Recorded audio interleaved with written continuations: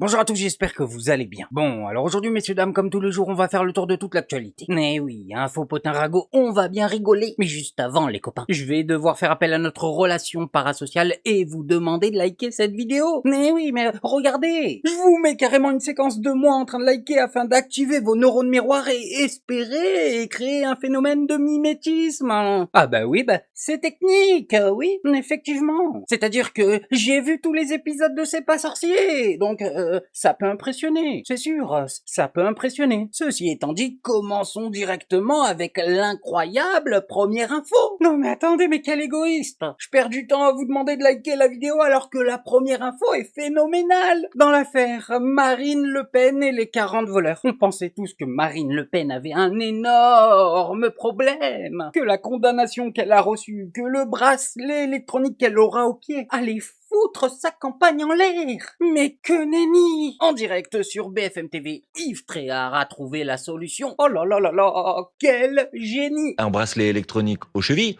je sais pas, pendant le débat de l'élection présidentielle, c'est quand même un peu bizarre. Ça se voit pas beaucoup, oui, hein, mais le bracelet. sur le perron de l'Élysée, elle pourrait quand sans même doute être un peu plus. Oui, mais avec un pantalon, ça va. Mais bon, monsieur Tréhard, Attends, quoi? C'est quoi ta solution? Oui, mais avec un pantalon, ça va. Oui, mais avec un pantalon, ça va. Oui, mais avec un pantalon, ça va. Avec un pantalon, ça va? Attends.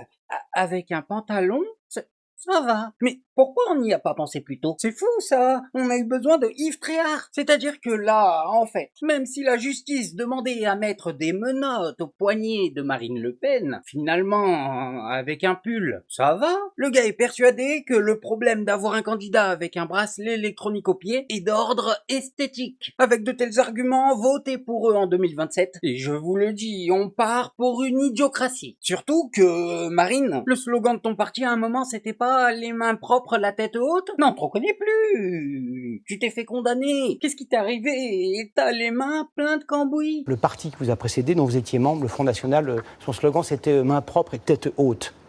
Vous avez les mains propres aujourd'hui. Oui, je viens de dire que j'ai les mains propres et encore une fois, je ferai un pourvoi en cassation pour le démontrer.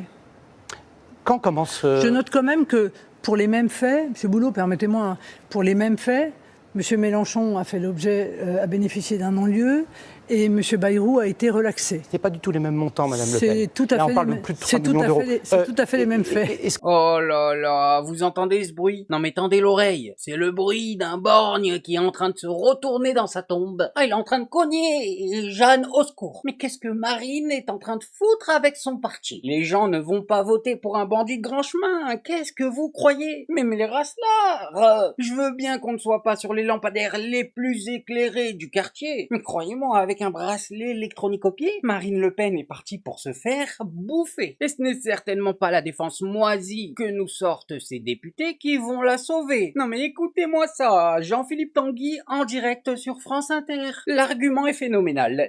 L'argument est spectaculaire. Aucune contradiction à voir Marine Le Pen condamnée 2 fois en première instance et en appel. Non, mais non, parce que dans ce cas-là, ça présenter à l'élection présidentielle. Moi, je comprends votre question et sans doute un certain nombre d'auditeurs se la posent. Elle promettait l'inéligibilité à vie pour les politiques condamnés, notamment pour détournement de fonds publics. Elle n'est pas condamnée définitivement. Et il faut bien comprendre que l'éthique, ça va dans les deux sens. L'éthique, c'est accepter évidemment l'état de droit, c'est accepter la justice, mais ce n'est pas accepter l'injustice. Et je suis désolé de vous le dire, Marine Le Pen est la mieux placée pour savoir si elle est innocente ou coupable.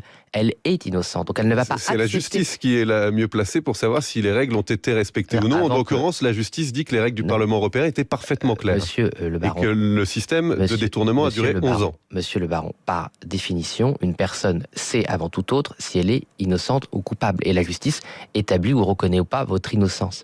Mais vous ne pouvez pas dire que des tiers qui ne sont pas dans la vie et la tête de Marine Le Pen savent mieux qu'elle-même sa vie et ce qu'elle a fait. C'est un peu facile. Vous qui réclamez la sévérité pour les délinquants... On réclame la sévérité. Mais on n'a jamais... Ceux qui nous écoutent ce matin peuvent dire « Je m'estime innocent, je suis le mieux placé pour le dire ». Et vous avez le droit de vous défendre jusqu'au bout. Et pas au milieu du gué, pas au milieu de la procédure, et les adversaires politiques n'ont pas à dire qu'on est coupable quand on est encore présumé innocent, et donc Marine Le Pen s'estime innocente. Mais oui, mais c'est ça en fait, la présomption d'innocence, la fameuse. Ouais, parce que Marine Le Pen a été condamnée 2 fois, mais vient de déclencher une nouvelle procédure. Donc, en toute logique, elle est présumée innocente. Voilà, alors les enfants, vous voulez connaître la morale de cette histoire? Elle est pas compliquée, soyez riches. Voilà, arrangez-vous pour vous faire un maximum de pognon. Comme ça, le jour où on vous accuse de quoi que ce soit, vous pourrez retarder les procès, déclencher des procédures afin d'utiliser la présomption d'innocence telle la cape d'invisibilité dans Harry Potter. Mais si nous parler de présomption d'innocence, c'est déjà culotté. Alors venir nous dire que la seule personne qui peut juger Marine Le Pen n'est nulle autre que Marine Le Pen elle-même, franchement, ça, je sais pas ce que c'est, mais c'est peut-être un début d'AVC. Non, je préviens, ça n'a aucun sens. En plus, je le dis comme ça, hein, mais Marine Le Pen est en train d'utiliser le système présidentiel pour tenter d'échapper à ses responsabilités judiciaires. Enfin, pardon, Madame Le Pen n'est pas candidate à l'élection présidentielle. Madame Le Pen est candidate à l'immunité présidentielle. Non. Madame Le Pen a été reconnue, je vous ai pas interrompu, a été reconnue par l'autorité judiciaire comme ayant détourné des fonds publics. Madame Le Pen est une délinquante, c'est une voleuse. Elle est présumée, triché. pardon, elle est présumée innocente. Ça a été rappelé ce matin. Si vous voulez, Bah oui. je note que Madame Le Pen, qui a passé 30 ans de sa vie à dire fermeté, fin du laxisme, quand il s'agit de taper dans la caisse du Parlement européen, là, il n'y a plus de problème de manque de fermeté avec les délinquants. Et on nous parle de... Alors, pourquoi? Mais pardon, mais tout ça est grotesque quand même. Il y a une opération de communication, effectivement. Ils ont un intérêt à ce qu'on tourne vite la page, à ce que les Françaises et les Français ne s'intéressent pas à ce qu'a dit la Cour d'appel hier. D'ailleurs, même Monsieur Bardella dit innocence partielle. Lui-même reconnaît donc ce matin qu'il y a de la culpabilité partielle, parce que s'il y a de l'innocence partielle, il y a de la culpabilité partielle. Le Rassemblement national, c'est pas que Madame Le Pen, a mis en place un système de détournement de fonds publics, mais que dites-vous, d'emplois fictifs. Ils ont payé le majordome. Là, c'est bien, elle s'affiche avec la sœur. Ils ont payé le majordome de Jean-Marie Le Pen. Pardon, mais Madame Le Pen courageuse et résiliente, alors qu'elle est à la tête d'un parti. D'un mot, parce que je voudrais qu'on ait aussi sur le fond. Je termine. La partie fondée par d'anciens collabos et qu'elle porte un projet d'apartheid raciste avec la préférence nationale. Pardon, mais c'est un peu gonflé. Mais en réalité, le plus beau dans cette histoire, c'est que le RN a détourné plus de 4 millions d'euros et la justice a condamné Marine Le Pen à payer 100 000 euros d'amende. J'ai envie de dire, à ce niveau-là, c'est plus un délit. Eh non, on est en face d'un investissement rentable. Tu prends le risque de payer 100 000 euros alors que t'as détourné 4 millions. Moi, je n'ai qu'une question, mais où est-ce qu'on signe? Je prends tout de suite. À part ça, je vous le répète, oubliez l'idée que Marine Le Pen peut gagner. Non mais réfléchissez 2 secondes, avec un bracelet électronique à la jambe. Y a pas un monde où elle fait un débat sans qu'on lui rappelle. C'est du pain béni. Regardez, Manon Aubry en direct sur BFM TV. Et ça, c'est l'échauffement, Écoutez, on savait d'ores et déjà que le Rassemblement national était un parti de voleurs. Désormais, c'est aussi un parti de menteurs. D'abord, un parti de voleurs, puisque la condamnation aujourd'hui de Marine Le Pen en cour d'appel, c'est donc la 2e condamnation pour détournement de fonds publics. On parle de 2,8 millions d'euros. Donc concrètement, ils ont volé les Français, volé les Européens. Elle a été condamnée à 3 ans de prison, à plus de 100 000 euros d'amende. Et je me souviens du Rassemblement national, l'ancêtre du Front national, qui a commencé à faire campagne avec ce slogan tête haute, main propre. La réalité, c'est qu'ils ont aujourd'hui la tête basse et les mains sales. Mais que à ce déshonneur, à ce vol, se rajoute désormais le mensonge, puisque, vous l'avez dit, Marine Le Pen candidate, mais moi je me souviens, il n'y a pas si longtemps de cela, elle avait dit qu'elle ne serait pas candidate avec le port d'un bracelet électronique. Or, aujourd'hui, à l'heure où on se parle, rien ne garantit qu'elle n'ait pas de bracelet électronique. Donc, elle va faire une campagne comme délinquante. Et puis, elle avait dit Manon Aubry, pardon, Manon Aubry, je vous arrête. Elle est présumée innocente, puisqu'elle se pourvoit. Elle est présumée innocente, puisqu'elle se pourvoit en cassation. Et en l'état, si les délais normaux de l'arrêt de la Cour de cassation sont respectés, a priori, elle fera bien campagne sans bracelet électronique.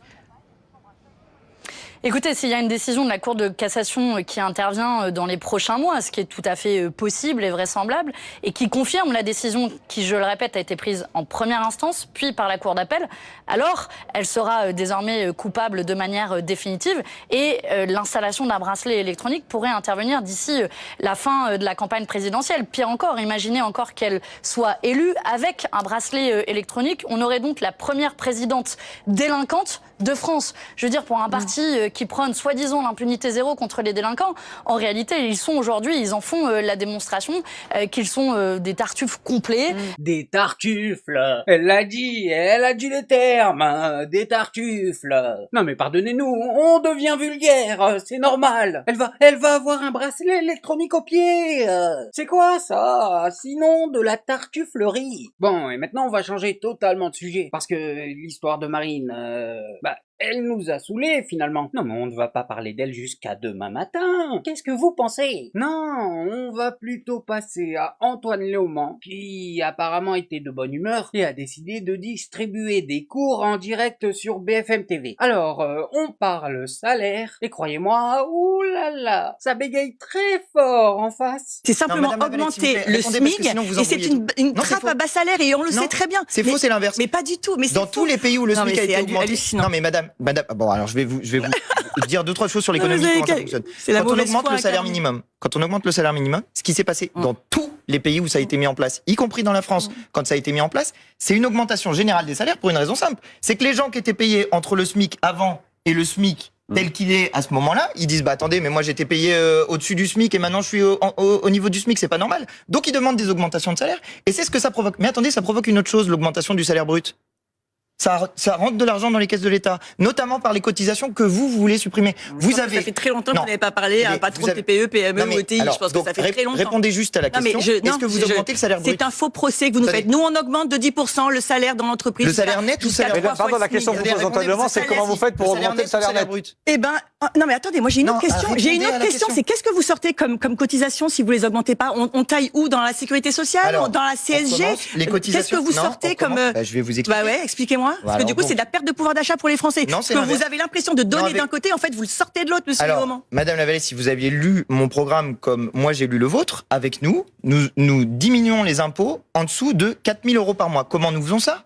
En faisant un impôt qui est davantage progressif sur le revenu et en rendant la CSG progressive de manière à ce que ceux qui gagnent davantage... Les impôts, ça vous connaît, monsieur Vous n'avez pas bien entendu. Les impôts, ça vous connaît. Alors je dis à ceux qui nous écoutent mieux que Madame Lavalette, nous baissons les impôts sur tous ceux qui gagnent moins de 4 000 € par mois. On l'augmente sur les autres. Quand même, vous reconnaîtrez que c'est assez rare des députés qui vous proposent de s'augmenter les impôts sur eux-mêmes. Moi, je propose de payer davantage d'impôts parce que je trouve qu'on est bien payé quand on est député. Donc, je propose qu'on paye davantage d'impôts. Et que cette augmentation des salaires bruts, quand on augmente le salaire brut, comme c'est un pourcentage qui est prélevé sur le salaire brut, les cotisations et les impôts, eh bien, quand on augmente le salaire brut, on augmente à la fois le salaire net et on augmente les cotisations qui rentrent dans les caisses de l'État en partageant davantage la valeur. En tout cas, quand vous encore une fois, après, rencontrer aussi parfois des gens qui créent de la richesse, des patrons, des PME, ils sont très inquiets quand même de vos mesures. Et si, je vous assure. Mais non, parce qu'on baisse les impôts des petites entreprises. Attendez, pas les impôts de production, non, c'est non, parce que les impôts, ce que vous appelez les impôts. Antoine Léaumont, c'est Laure Lavalette pour répondre. Non, et moi, de toute façon, est-ce que c'est ce soir le débat là-dessus ou est-ce que sur l'économie? Oui. Je sais pas, je trouvais. Vous êtes candidate à présider le pays. Vous pouvez pas nous reprocher qu'on parle un peu du fond. Non, oui, quand même. J'entends, mais on a deux programmes qui sont différents et on a évidemment toute la campagne pour en parler. Mais évidemment, les Français ont bien compris qu'on avait deux programmes qui étaient complètement différents. Même économiquement.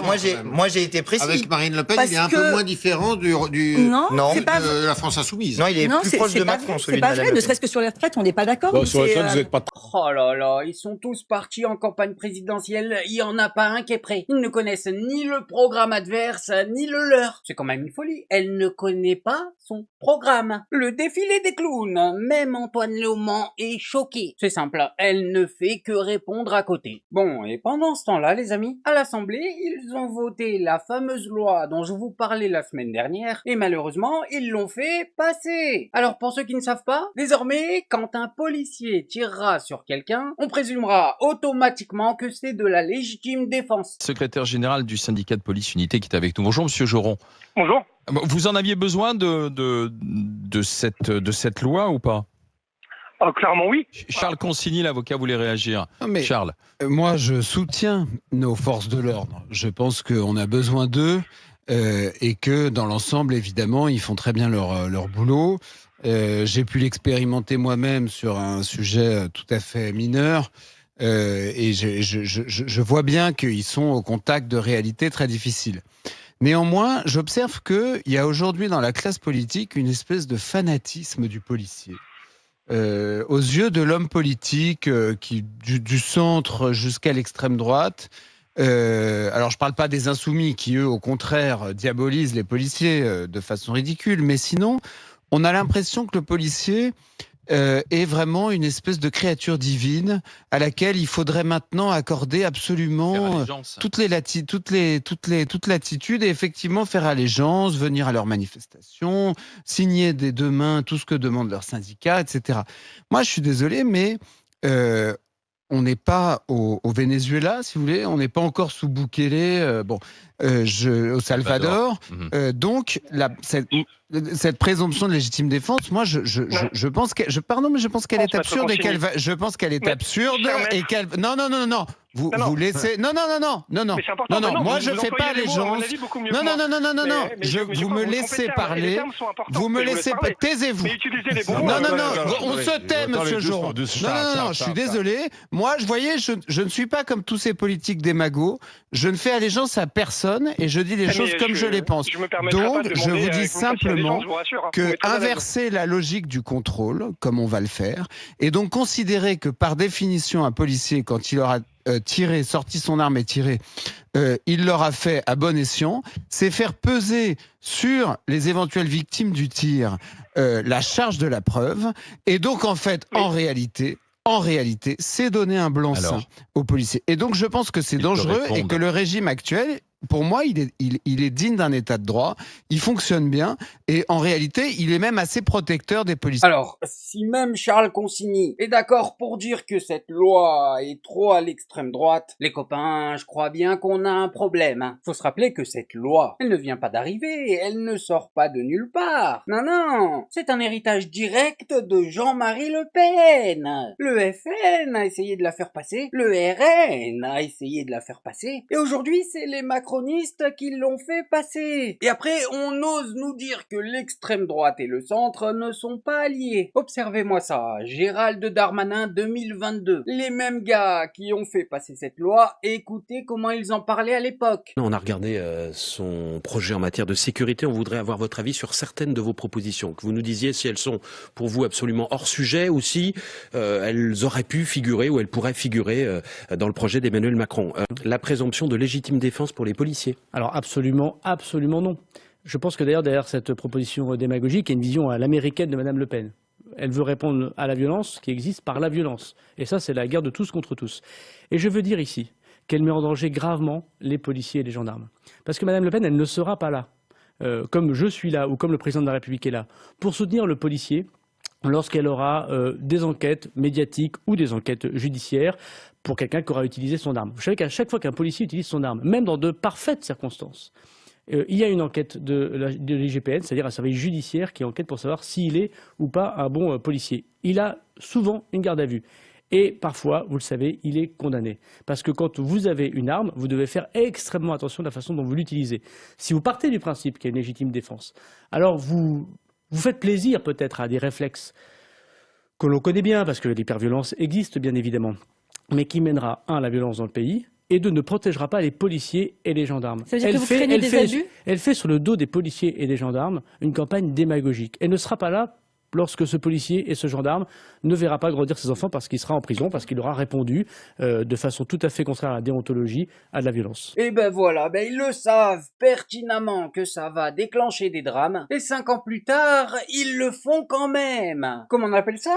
Du sabotage. Et oui, j'ai bien l'impression qu'Emmanuel Macron est un rageur. Comme il sait qu'il est obligé de partir, il est en train de tout retourner, foutre la merde. Comme ça, celui qui viendra après lui aura plein de problèmes à gérer. Non, c'est malin, c'est malin. Bon bref, moi je voulais juste vous montrer ça. Maintenant, faites-vous votre avis tout seul. Faites attention à vous, faites attention à ce que vous regardez. Likez, abonnez-vous et oubliez pas, le petit com qui fait plaisir. Et on n'oublie pas le petit com qui fait plaisir.